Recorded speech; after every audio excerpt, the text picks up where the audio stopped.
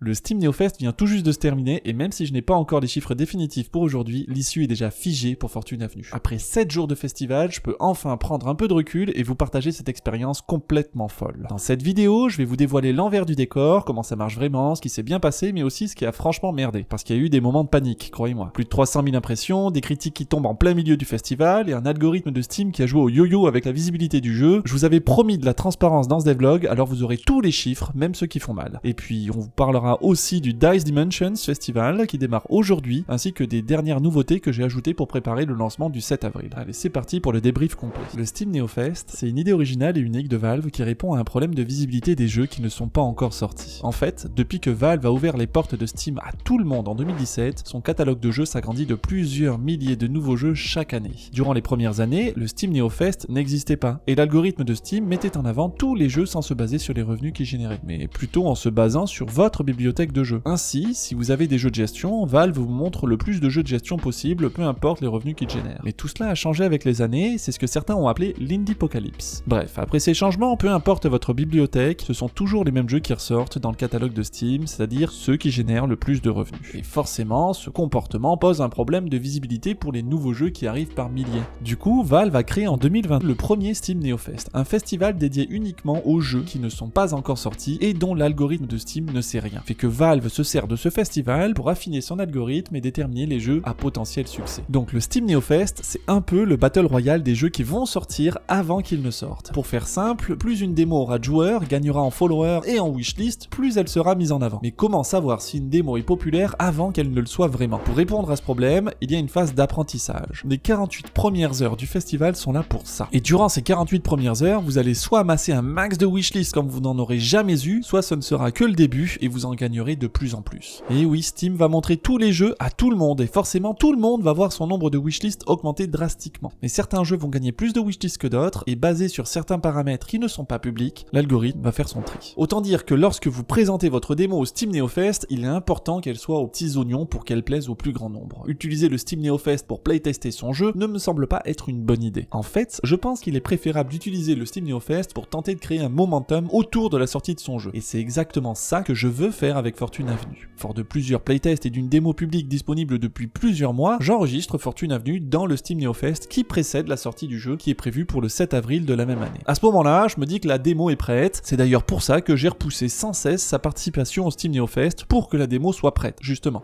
Bref, le festival démarre et durant les 2 premiers jours, Fortune Avenue est bel et bien mise en avant par Steam et amasse plus de 300 wishlists en même pas 48 heures. On atteint même quasiment 30 joueurs en simultané. Et là, je suis vraiment content, je me dis que les années passées sur Fortune Avenue vont peut-être payer. Et pourtant, j'ai déjà des retours de joueurs qui se plaignent de la lenteur du jeu ou encore de l'aléatoire des dés.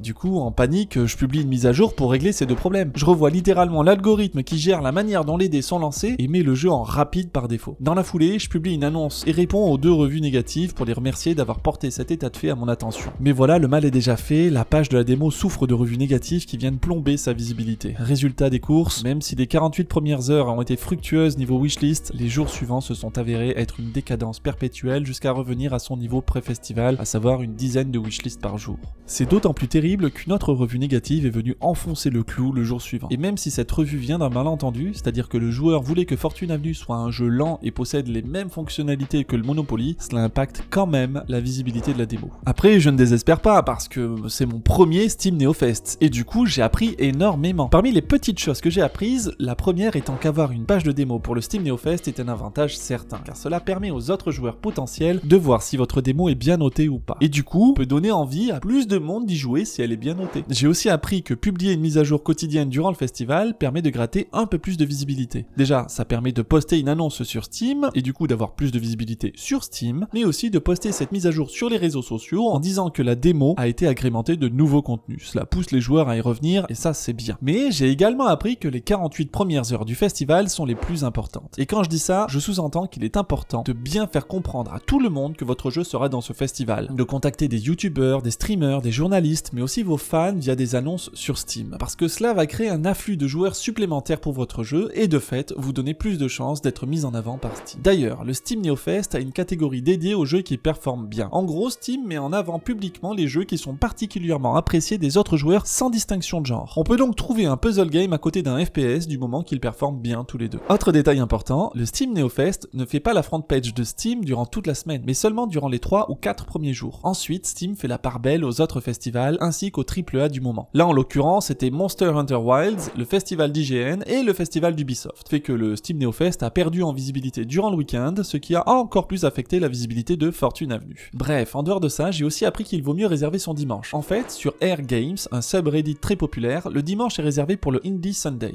La seule contrainte, c'est que vous ne pouvez poster sur le Indie Sunday qu'une seule fois par mois, même si cela a lieu tous les dimanches. Alors, lorsque c'est le Steam NeoFest, c'est important de préparer un message en avance pour parler de votre jeu. Mine de rien, vous pouvez gratter quelques dizaines de milliers de vues et donc quelques dizaines de wishlists. Et qui sait, peut-être retourner la tête de l'algorithme de Steam pour qu'il vous catégorise comme exceptionnellement performant. Maintenant, parlons des chiffres, parce que vous vous êtes tapé mon laïus sur le Steam NeoFest, mais c'est important de partager les chiffres de la démo. Tous les chiffres. En une semaine, la capsule de Fortune Avenue a été montrée plus de 300 000 fois, tandis que la page Steam a été visitée par plus de 10 000 joueurs différents. Ces chiffres sont vraiment dingues. Et tout cela a engendré plus de 1000 nouvelles wishlists, c'est-à-dire quasiment autant de wishlists que ce que Fortune Avenue a amassé en l'espace d'un an. On passe donc d'environ 1500 wishlists à plus de 2500 en une seule semaine de festival. C'est vraiment bon. Mais qu'en est-il des retours des joueurs? Eh bien, en dehors des 3 revues négatives, tout va pour le mieux. Le formulaire que j'utilise pour glaner les retours s'est enrichi d'une vingtaine de nouvelles réponses, tout ayant un score parfait ou presque parfait. Pour résumer, les joueurs aiment Fortune Avenue et ils aiment le chaos qui y règne. Ce qu'ils veulent maintenant, c'est davantage de personnalisation, davantage de décors, en gros ils veulent plus de contenu. Et ça, c'est sans compter le temps médian d'une session de jeu. À la fin du premier jour du festival, on était environ à 30 minutes à peine. Aujourd'hui, nous en sommes à 34 minutes. Autrement dit, les changements que j'ai faits durant ce festival ont clairement amélioré l'expérience de jeu, tandis que la durée moyenne demeure inchangée, soit 30 minutes de temps de jeu moyen. Sachant que 30 minutes, c'est la fourchette haute d'après Steam, parce que dès qu'on atteint 31 minutes, Steam estime qu'on est au-dessus de la moyenne des autres jeux de la plateforme, j'ai bon espoir que parmi les joueurs qui ont testé la démo, au moins 50% d'entre eux achètent le jeu le jour de sa sortie. Surtout que le nombre de joueurs de la démo a presque doublé puisqu'on a atteint plus de 1700 joueurs. Voilà pour le Steam NeoFest. Mais vous savez ce qui débute aujourd'hui? C'est le Dice Dimensions Festival, auquel Fortune Avenue participe. Et même si ce festival n'a pas la même portée que le Steam NeoFest, les organisateurs nous ont fait savoir qu'ils ont réussi à obtenir la front page de Steam pour les 24 premières heures du festival. Et ça c'est top, parce que le Dice Dimensions compte une centaine de jeux tout au plus. Du coup, ça pourrait booster encore un peu plus Fortune Avenue. Et pour le coup, je pense que la démo a été bien testée et est prête pour ce festival à venir. Il ne reste plus qu'à préparer la sortie du jeu. Et déjà j'arrive avec une excellente nouvelle, puisque Valve a validé le jeu pour le Steam Deck. Autrement dit, Fortune Avenue est Steam Deck Verified. Cela veut dire que le jeu est montré dans le hub nommé Steam Deck Verified. Et qui dit plus de visibilité, dit plus de wishlist. Bon, comme je le disais juste avant, je prépare la sortie du jeu. Et pour ça, j'ajoute plus de contenu. Tout d'abord, 5 nouvelles règles qui viennent s'ajouter aux 30 déjà existantes. On parle d'une règle qui distribue des hôtels aux joueurs, ou encore d'une règle qui vient doubler la prime à l'élimination. Mais j'ai aussi fait un autre changement dans la manière dont les règles sont sélectionnées. Pour sélectionner une règle, le jeu regarde où il en est dans la partie, si c'est le début, le milieu ou la fin de partie. Puis il prend 2 règles qui peuvent être appliquées, dont au moins une positive, mais l'autre peut être positive ou négative. Alors, qu'est-ce qu'une règle positive? Vous allez me demander, doubler les loyers par exemple, ou donner de l'argent à des joueurs, ça c'est du positif. Et une règle négative, c'est la fonte de la banquise ou encore la remise en jeu de tous les hôtels 5 étoiles. Bref, si je vous parle de ça, c'est parce que maintenant le jeu va associer les règles entre elles. Par exemple, la fonte de la banquise va être associée à la taxe carbone qui vient multiplier le prix du billet d'avion par 10. Et donc on a soit une banquise qui coûte 200 000, à qui tombe dessus, soit un billet d'avion qui coûte 10 fois plus cher. De quoi faire réfléchir avant de voter donc. Ce choix impossible intervient qu'en fin de partie, là où les joueurs qui peuvent gagner ont déjà pas mal d'argent, tandis que ceux qui sont en passe de perdre seront éliminés par ce genre de règles.